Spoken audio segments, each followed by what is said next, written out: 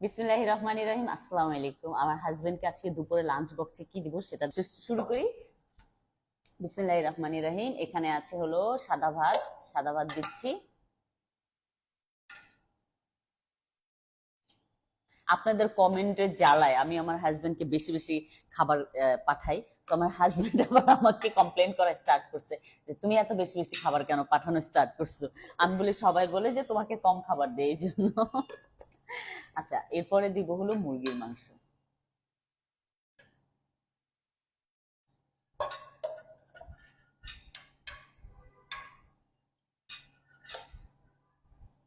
ওর আবার ঘিলাটা খুবই পছন্দের, মুরগির ঘিলাটাও খুব পছন্দ করে। আমি আবার মুরগির ঘিলা তো পছন্দ করি না।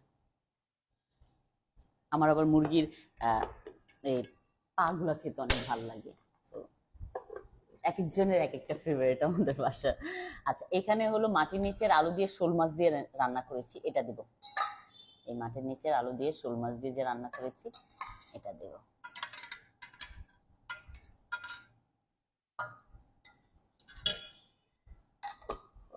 এই হলো এটা দিলাম।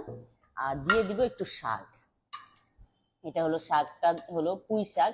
আমি একদম কুচি কুচি করে পুঁই শাকটা হলো চিংড়ি মাছ দিয়ে করেছি। অন্য সময় আলু দিয়ে ঝোল করি, আজকে একটু ডিফারেন্ট করেছি। তো এই যে সুন্দর করে গুছানো রেডি। এখন অফিসে জাস্ট দিয়ে আসব। অনেকে আমাকে কমেন্ট করছেন বক্সগুলা কোত্থেকে নিলাম, ইয়েগুলা কোত্থেকে নিলাম, টিফিন বক্সগুলা। সো এই টিফিন বক্সটা নিয়েছি হলো আমি ইউনিমার্ট থেকে। আর এই ব্যাগটা হলো আমার হাজবেন্ডের অফিসের। তো এটার কম্বিনেশনটা অনেক সুন্দর হয়েছে ব্যাগ আর টিফিন বক্সের। তো এই যে দুপুরের লাঞ্চ রেডি আমার হাজবেন্ডের জন্য। Thank you so much for watching my video. Bye bye, আল্লাহ হাফেজ।